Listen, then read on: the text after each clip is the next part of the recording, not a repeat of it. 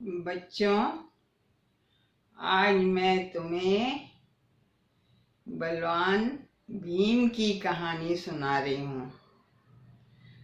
आजकल तुम लोग टीवी पर महाभारत देख रहे होगे ना, तो तुम्हें तो पता ही है कि पांचों पांडवों के दूसरे नंबर के भाई भीम बहुत बलवान थे।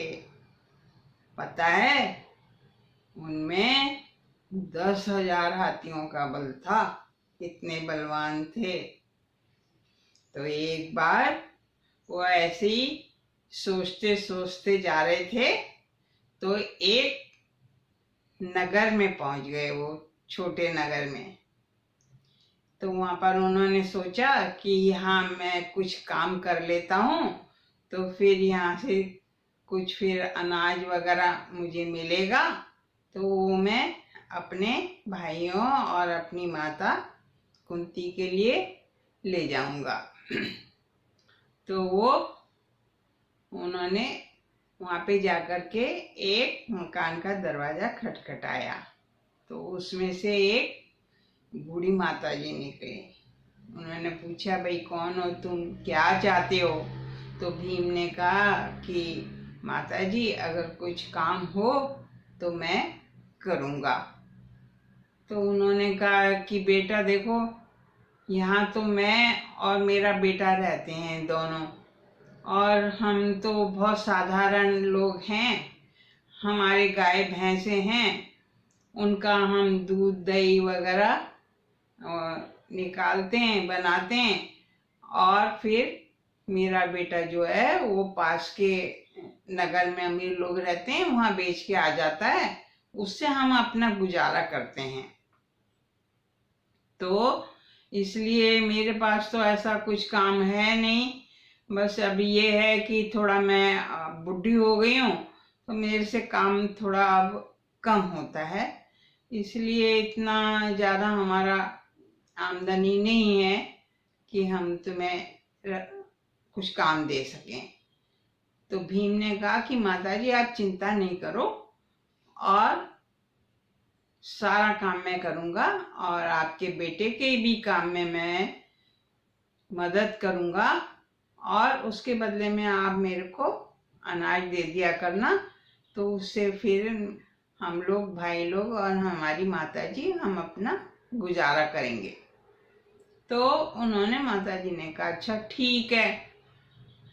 अब भीम बहुत मन लगा के काम करने लगे, लेकिन भीम ने वहां पर एक बात देखी कि उस नगर के सारे लोग बहुत ही सुस्त, उदास और दुखी रहते थे, और अपने घरों के दरवाजे बंद करके रखते थे।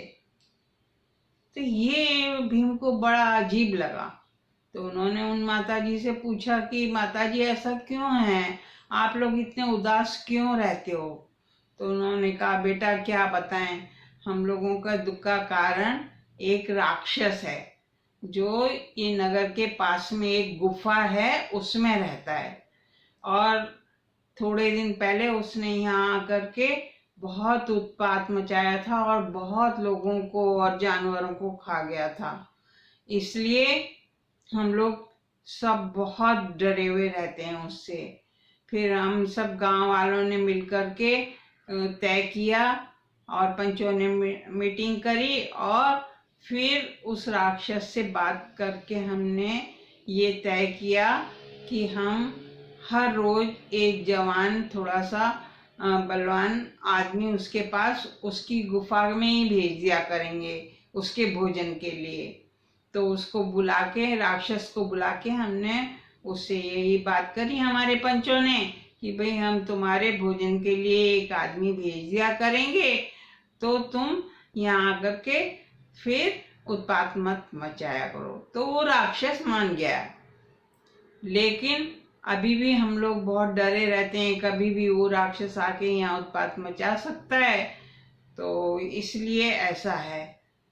तो भीम ने कहा कि भाई ये तो बड़ी खराब बात है, आप लोग तो सारे इतने सारे गांव वाले हो, वो एक राक्षस है, सारे मिलके उसको मार देते। उन्होंने कहा कि नहीं, वो ना राक्षस जो है वो ऐसे मरेगा ही नहीं, उसकी जो जान है एक तोते में है, और वो तोता उसने पिंजरे में बंद करके और अपनी एक अंधेरी गुफा है उसके अंदर रखा हुआ है छुपा करके। तो जब तक वो तोता नहीं मरेगा तब तक राक्षस भी नहीं मर सकता, चाहे उसको कोई कितना भी मार ले, वो मरता नहीं है। भीम ने कहा कि भाई ये तो बड़ी खराब बात है। तो अगले दिन क्या हुआ कि भीम ने देखा कि जो जब काम से वो अपना लौटा तो उसने देखा कि वो जो जिनके यहाँ रहता था वो माता जी बहुत उदास हैं और बहुत रो रही हैं। तो भीम ने पूछा, माँ क्या बात है, आप क्यों रो रही हो इतना? तो उन्होंने कहा कि बेटा मैं क्या बताऊं, अब पंचों ने तय किया है कि कल मेरे बेटे की बारी है उस राक्षस का भोजन बनने की, तो कल मेरा बेटा जाएगा और राक्षस उसको खा जाएगा। तो भीम ने कहा, माँ आप चिंता नहीं करो, आपका बेटा नहीं जाएगा, उसके बदले मैं चला जाऊंगा। तो उन्होंने माता जी ने कहा, नहीं नहीं बेटा, आप भी तो किसी के बेटे हो, आपकी माँ आपको का इंतजार करती हैं, इतना प्यार करती हैं, मैं किसी और बेटे को अपने बेटे की जगह नहीं भेज सकती। लेकिन भीम ने कहा, नहीं माँ, मैं देखो मैं तो कितना बलवान हूँ और मैं उस राक्षस को मार के आऊंगा। भीम इतने बलवान थे, लेकिन भीम बड़े भोजन भट्ट भी थे।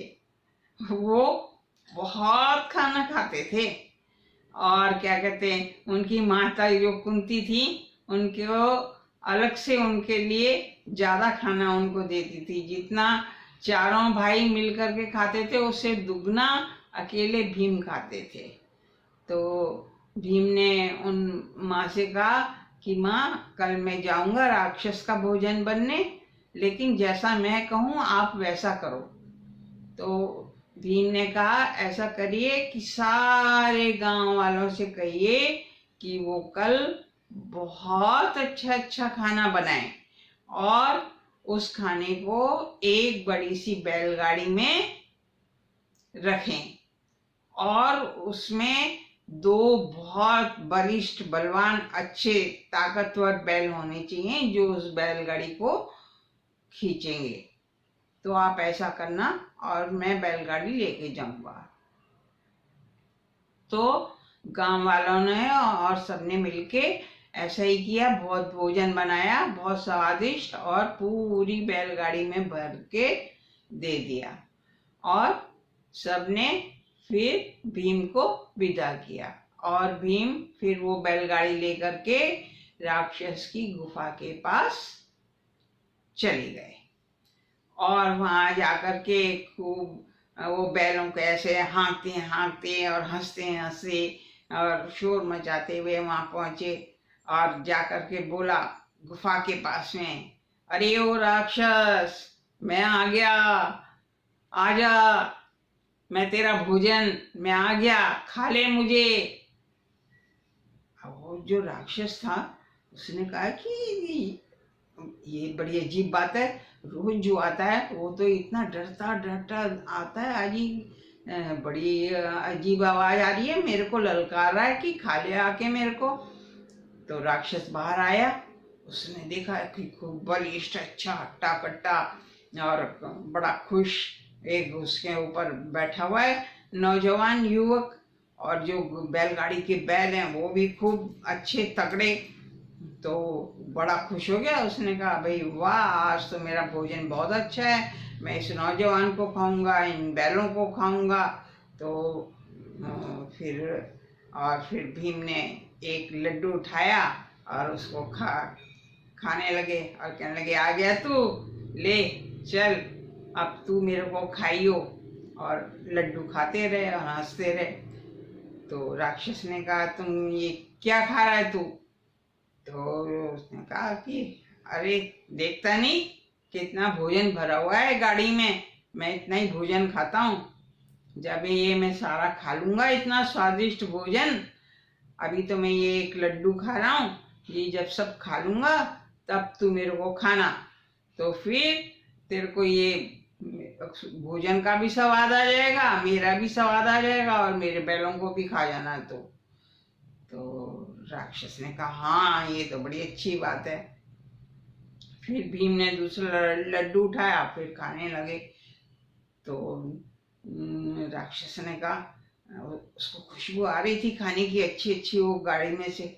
उसने कहा अरे मुझे भी तो चखा जरा, क्या खा रहा है तू? मैंने कहा हाँ ले खा।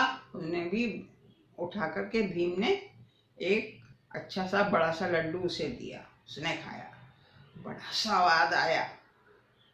तो राक्षस बोला अच्छा ऐसा कर, पहले मेरे को ये सारा जो गाड़ी में भरा हुआ खाना है ना, ये मेरे को खाने दे, उसके बाद में फिर मैं तेरे को खाऊंगा, फिर तेरे बैलों को खाऊंगा। भीम ने कहा हाँ खाने तो दूंगा मैं तेरे को ये खाना, लेकिन मेरी भी एक शर्त है, वो तेरे को माननी पड़ेगी। तो राक्षस ने कहा बोल। ने कहा कि देख मैंने ना कभी कोई गुफा नहीं देखी है, तो आज मैं गुफा देखना चाहता हूँ। जब तक तू ये सारा भोजन कर, मैं गुफा घूम के आ जाता हूँ। तो राक्षस मान गया। अब भीम जो थे उन्होंने अपनी गदा उठाई, चमचम भांति गदा होती है उनकी, भीम के पास एक गदा होती है। वो गदा इतनी, मतलब गदा युद्ध में वो बहुत होशियार थे, उनके बराबर कोई इतना वीर नहीं था जितना वो थे। तो वो गदा उठा करके और गुफा में घुस गए। अब गुफा इतनी अंधेरी गुफा, उसमें वो चलते गए, लेकिन उनकी वो जो गदा थी ना उसकी चमक भी बहुत थी, और उसमें उनको नजर आ रहा था, और चलते गए। जब काफी चल लिए तो उन्होंने देखा कि एक जगह एक पिंजरे में एक अच्छा सा तोता बैठा हुआ है। तो जैसे ही तोते ने ना बाहर के किसी आदमी को देखा, वो चिल्लाने लगा राक्षस को बुलाने के लिए, टाएं टाएं टाएं बहुत जोर से चिल्लाया। तो भीम ने फटाक से ना पिंजरे को खोल दिया, और पिंजरे को खोल करके अपनी गदा से एक जोर का वार किया उसके ऊपर तोते पे, और तोता तो मर गया एकदम टाएं। इधर तोता मरा और उधर राक्षस ढेर, राक्षस भी मर गया।